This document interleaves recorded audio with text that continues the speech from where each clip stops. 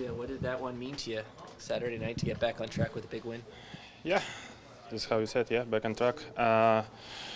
Good game for me. Good for the team. We have something like two really hard game for us. Calgary against Vancouver. It's great team result. Yeah. What did you do after the Tampa game to get back on track? Nothing special. Just more on the head. Yeah. Get just a little bit. Like don't think too much. Yeah. We have a problem with time. We think about like too many. Yeah. Just keeping working. Yeah. You had some good performances against Boston and Nashville, but to actually get a win, did it feel like there was a weight lifted off of your shoulders? Maybe Tampa is not my team. Yeah. Who knows? Yeah, but yeah, this process. Yeah, first on this process.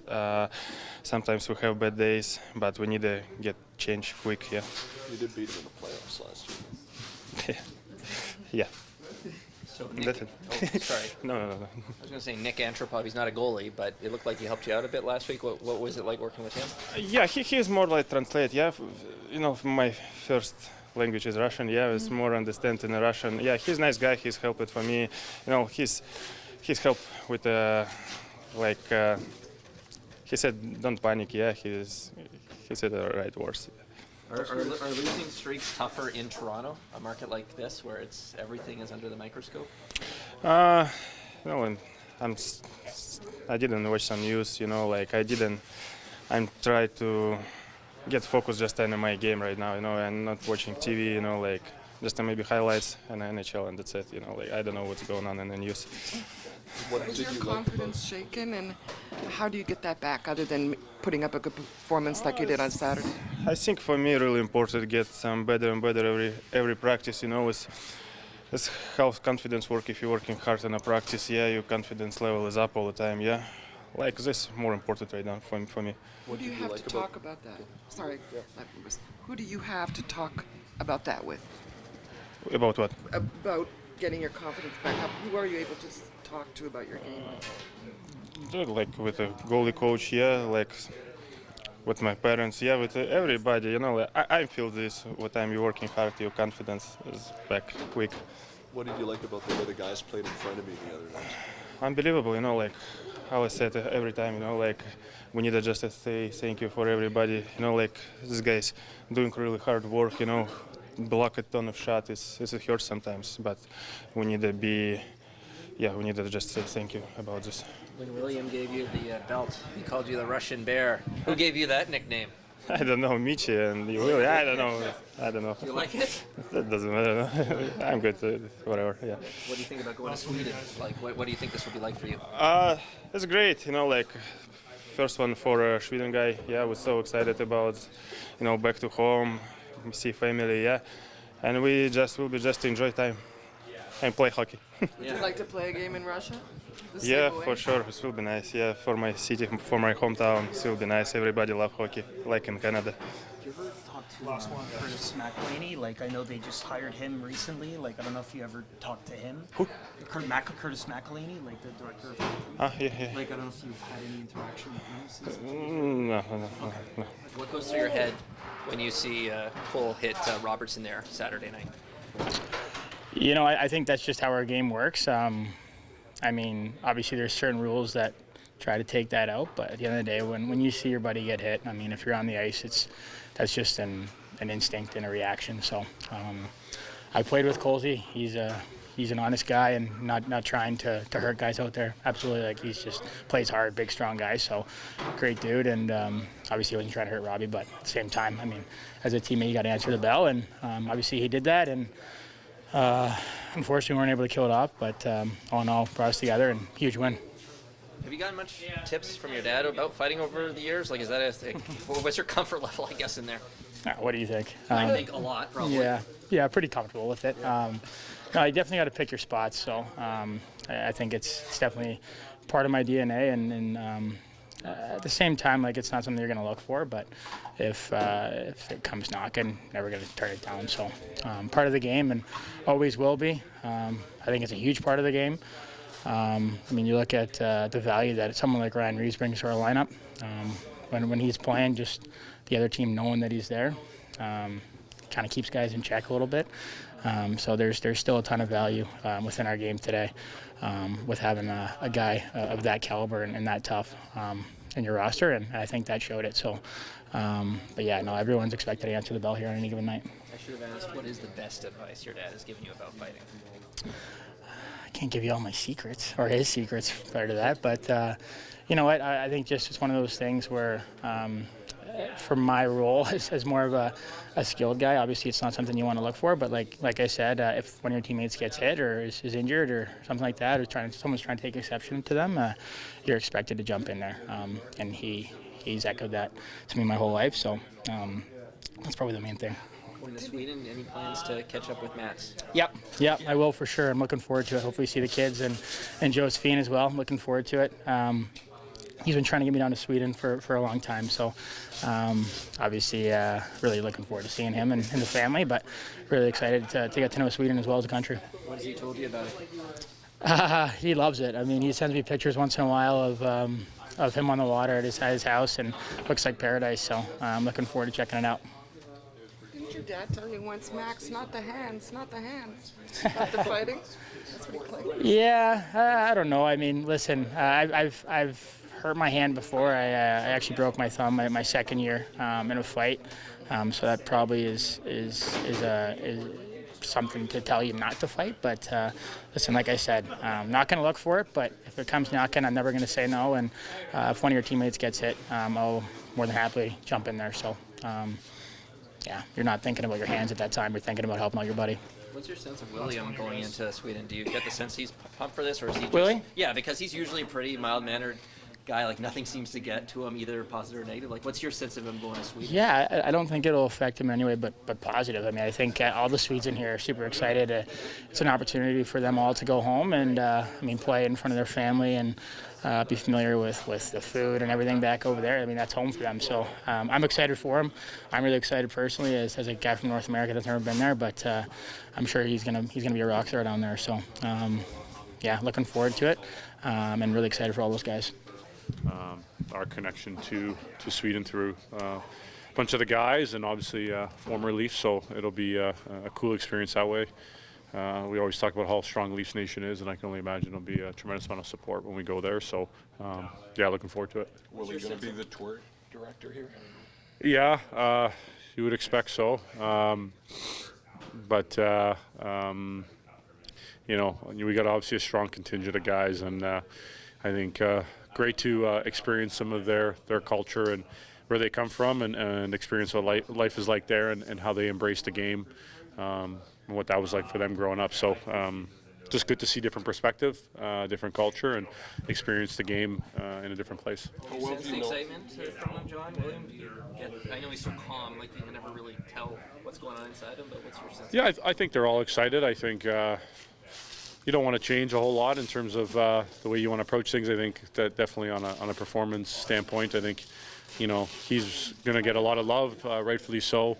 As all our Swedes will, so I think no doubt there's going to be excitement, and I only expect that to build as we obviously fly tonight. We get closer to that, landing there, getting on the ice, experiencing the city and the country for the first few days, and then getting to play and what that'll be like. So that'll only build, I think, as the week goes. John, how well do you know Mats, if at all, and he's going to be around the team, and how special is that, just kind of the legacy of guys that have worn the C for this team? Yeah, I don't know Mats well. I've met him before, but don't know him well. No question. You're talking about one of the greatest Leafs of all time, and it is obviously a very special group of players that have done a lot for this organization, for this city, and for me to be in that spot now, I don't take that lightly, and enjoy each and every day of it. Don't take it for granted, and look up to guys like him. Try to follow their lead for the precedent that they set. A big part of what's made this organization great. What did it mean to you to move into the top 100 in NHL scoring history?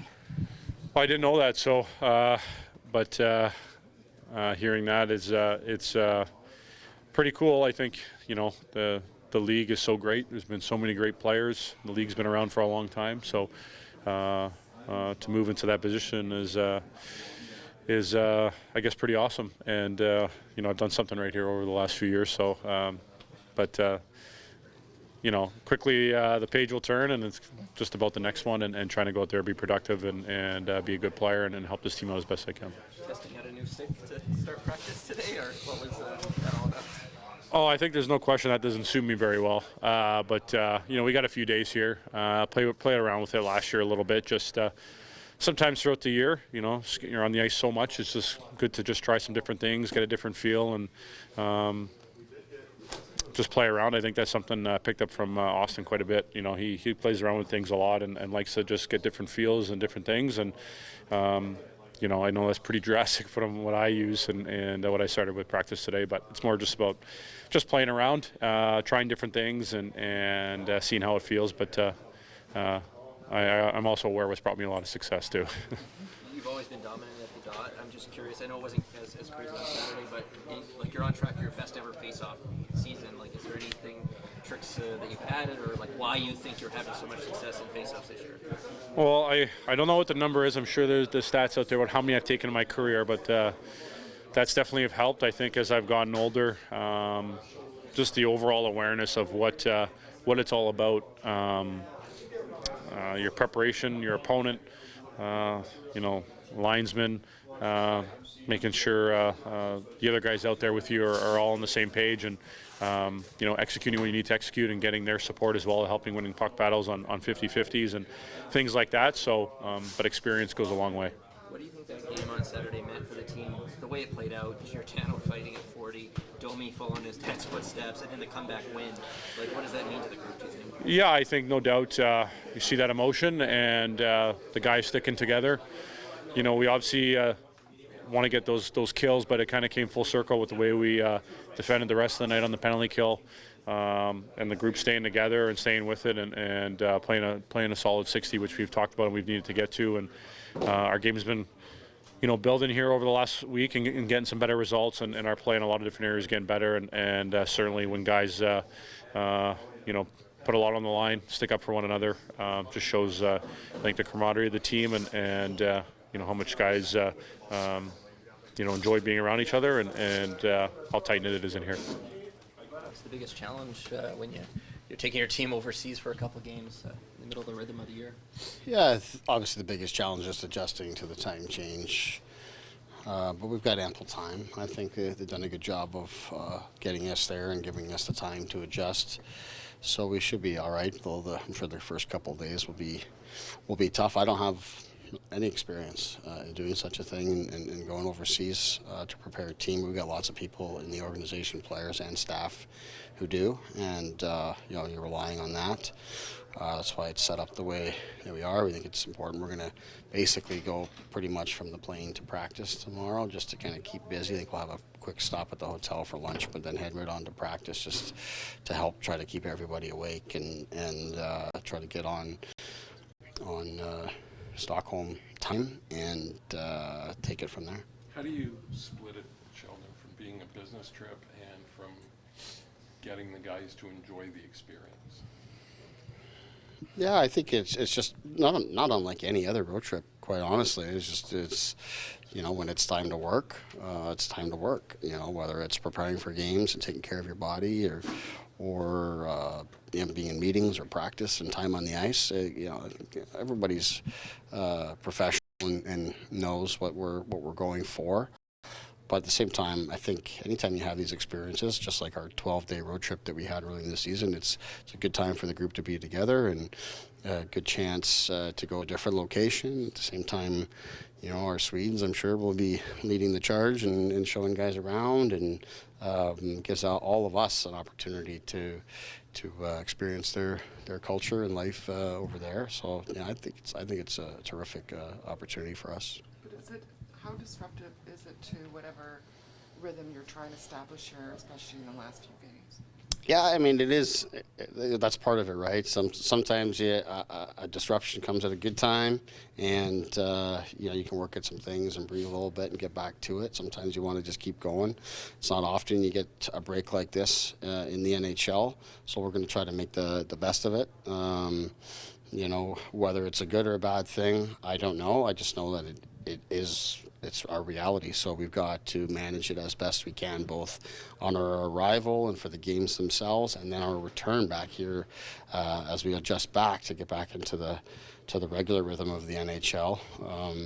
That's part of it. And I've talked to some different coaches from around the league that have done the trip like this before, and there's been various reviews in terms of how it's handled or how it's been handled or how they've felt it's affected their group.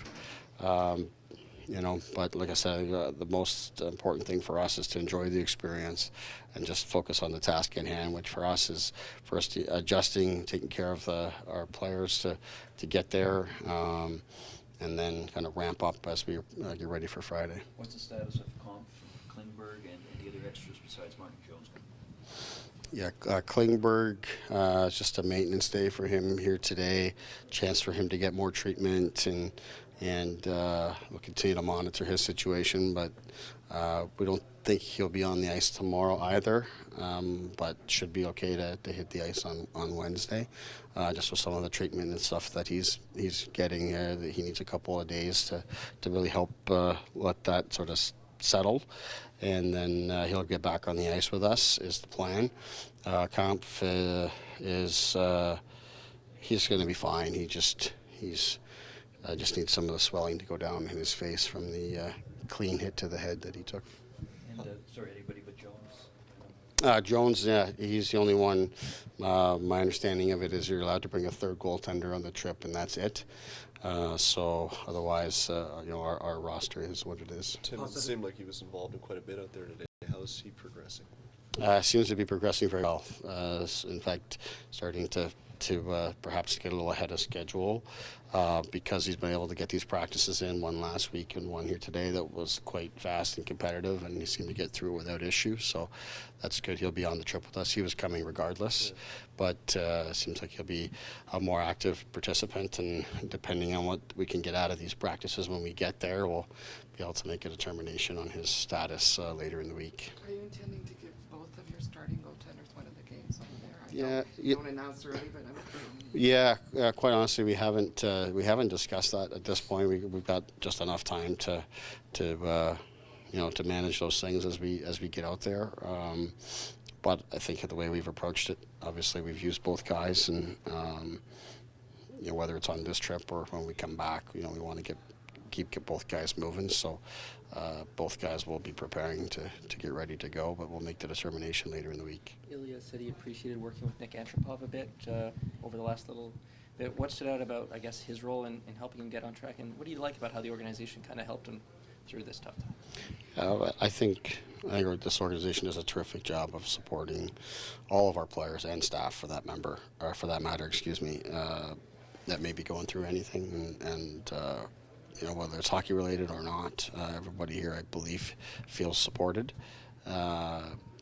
In Antropov's case, he's obviously was a great player in the league and a great Maple Leaf, become a great member of our community here, but also because he's a Russian, he has an ability to relate to our players and what they're going through that have come from Russia specifically, and just to be able to speak the language even can help with transition, or can just help somewhat of a familiar voice.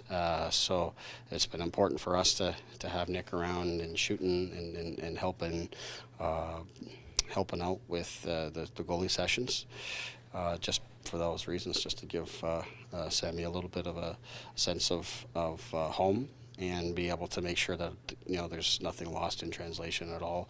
I think Sammy does a pretty good job with the language, but I do think it's nice to have that available, and we've done that really for any of our Russian players or prospects that have come in.